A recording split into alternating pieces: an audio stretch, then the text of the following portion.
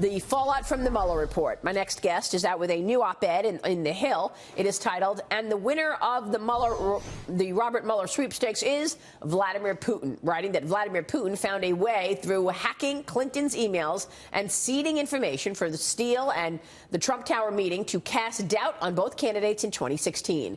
Now, in the prose of the Mueller report, he has a fresh vehicle to continue sowing discord and distrust in America and its duly elected president for months to come. I can almost hear the boisterous laughter emanating from the Kremlin, writes John Solomon. Joining me right now is journalist John Solomon, and it is good to see you, John. Thanks so much for joining us. Yeah. I love talking to you because I know that you've been on it and you were seeking the truth like I was as well for the last 2 years. So congratulations on being on the right side of history these last 2 years. You think this whole ordeal has just done what Vladimir Putin wanted to do in the beginning? It's funny. When we started and President Obama left us with the first assessment, it was that the Kremlin was trying to help Trump get elected and defeat Hillary Clinton. If you talk to intelligence people today, I talked to the CIA, former CIA station chief in Moscow, he says there's a new assessment coming, that Putin was really trying to destabilize both sides, and that what they did to Trump at the Trump Tower meeting and other events like that are what is known as discoverable intelligence operations, meaning they wanted them to be discovered so that Americans would scratch their head and say, is Russia trying to help Donald Trump or what? And so looking back in hindsight after everything we've been through, the Intelligence Committee is starting to have a very different assessment about what happened in 2016. Now, we knew back in 2014 that Russia was trying to undermine the U.S. That's right. How come the U.S. didn't do anything about it? Well, how come we have to talk about this after the 2016 election when we knew for 2 years? That's right. Devin Nunes issued a warning in 2014 that was very clear. Listen, one of the big losers of the Mueller report is Barack Obama. He sat there and watched this play out for months, maybe because he thought Hillary was invincible. But at the end of the day, he didn't do enough to protect our country from the meddling that did occur. And you take collusion aside, you still have the threat of Russia meddling, and we're going into a 2020 election. It looks like this administration is taking a lot more assertive steps, and the next election may be a lot safer than the last one. I liked your op-ed titled 10 post-Mueller questions that could turn the tables on the Russia collusion investigators. So now we're at a point where we're saying, okay, let's investigate the investigators, given the fact that now we know that they launched an investigation into Donald Trump for no reason, no predicate, simply because they didn't like him and they wanted Hillary to win the opponent in a presidential campaign. Yeah. So tell us about these 10 post questions. Well, these are the questions that the Inspector General, Attorney General Barr, are focusing on now in their post-action review. I think that at the end, they all sum up to one big question. Was the FBI and the CIA used for a political dirty trick to first try to defeat Donald Trump at the election, and then, if not defeat him, to delegitimize his victory after he became president? I think there's growing body evidence that that's what really went on. When you look at the tweets, the text messages and all of the evidence that's now coming forward, you can see that. I think the first fundamental question that everyone has to get answered is, when did the FBI know that Hillary Clinton was funding the Steele dossier?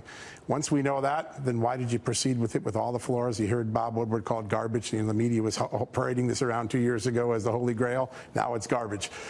When did you know the flaws, and why did you give it to the court? Well, and Jim Comey continues to say, I didn't know that Hillary Clinton paid for the dossier. How do you not know it? You're the FBI director. Do you just use any old garbage if somebody brings you and says, oh, let me go spy on an American citizen since I have this? Ignorance is not a defense before the FISA court. He had an obligation to certify that that evidence was accurate, and also that it was free from derogatory information like a political connection, Hillary Clinton funding it.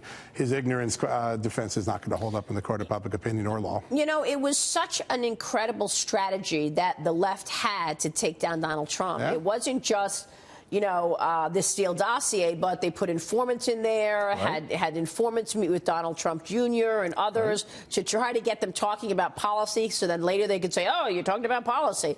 And then you had the media strategy. Mark Meadows broke some news on my show last week on Sunday by saying this media strategy that's about to come out. What do you know about this? Whereas they planted stories in the media, Yahoo Finance picked it up. That's right. Mother Jones picked it up. And then those stories were printed and published, and then they used those same stories as evidence, quote unquote, for the FISA court to get the warrant to spy on Carter Page. We've seen this. We've seen text messages that we're talking about a leak strategy. It looks like they planted stories in the media so they could use it as evidence in the FISA court to bulk up a dossier that they clearly knew was insufficient and weak. And so if that went on, and that's one of the questions the IG is looking at, that's one of the questions of the top 10 I mentioned, there could be some serious repercussions.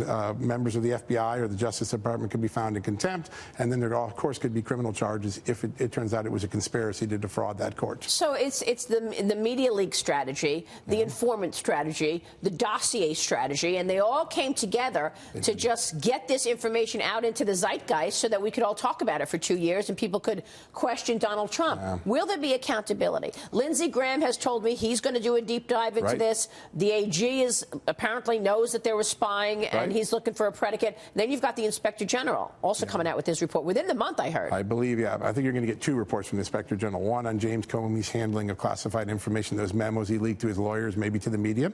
And then subsequently, right after that, I think we'll see the fuller report on the FISA abuses. I think that will be the roadmap for whether we have prosecutions, discipline, or a contempt finding before the FISA court. When all this gets into the public, I think the FISA court may step in for the first time and say, hey, we want to know what you did to us.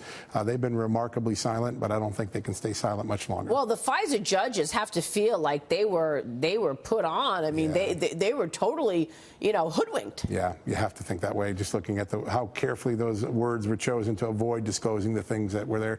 It was a very intentional document to avoid the truth. With all of this glaring truth that, we saw a long time ago, but now the public is actually seeing it.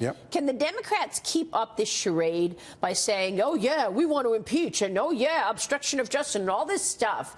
Can they ignore completely the investigation of investigating the investigators? Well, they may try for a while because they have a lot to hide. They and the complicitous news media that they worked with in those leaks and in the stories that built the narrative.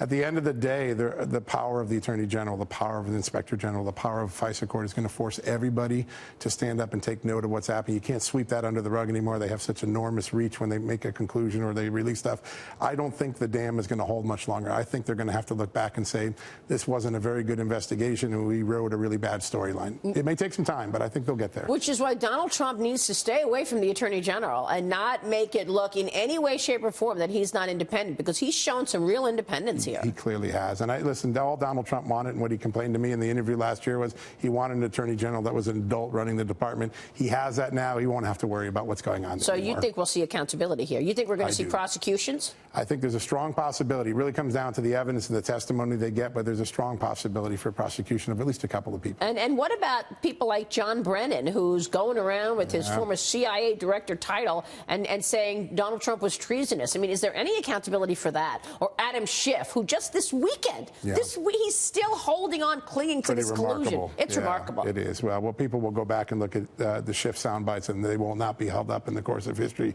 He'll have been wrong on many of the things he said.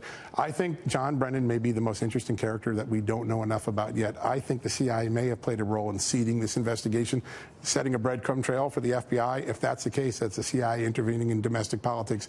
He could have a lot to answer for. It's one of the things I know Lindsey Graham is looking at. I think Bill Barr will look at it as well. And that's why I think that the left is digging in. They have nowhere to go. They've banked on this story, thinking that the American people were going to be stupid and not understand what took place for so long. There's nowhere to go other than to keep up the lie. Yeah, I think you have to just, they'll do that for a while, but at some point the doors will come off the House and everyone's going to storm in and we're going to get the final truth that we deserve. You expect the Inspector General report in the next couple of weeks? I think probably May is what I'm hearing. Mid to late May is the likely time frame, but you could see a Comey report before then. A Comey report before that. And do you think there will be an additional investigation into the Hillary Clinton email mess and the way she was handled by the FBI as well? There could be some things going on that we don't see. I hear some rumblings in Little Rock that the Little Rock FBI is doing some stuff there.